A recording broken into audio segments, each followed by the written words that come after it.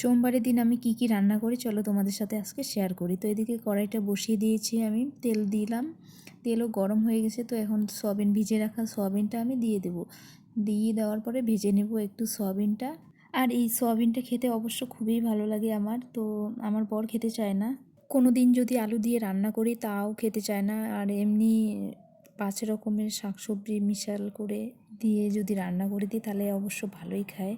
তাও ওই সয়াবিনটা একটু বেছে বেছে রেখে দেয়, রেখে দিয়ে তারপরে খায়। তো এদিকে আজকে আমি করছি পটল আলু আর বটবটি দিয়ে, তার সাথে একটা টমেটোও দিয়ে দিব, কারণ টমেটো দিলে স্বাদটা একটু বেড়েই যায়। তারপরে এদিকে শুকনো লঙ্কা আর জিরে পেটে নিব, আর এদিকে আমি আলু সেদ্ধ করব প্রেশার কুকারে দিয়ে, কারণ আলু মাখা একটু করব। তো আলু মাখা করার জন্য আমার ঘরে কাঁচা লঙ্কা ছিল না, তাই কাঁচা লঙ্কা 2টা ছিঁড়ে নিচ্ছি।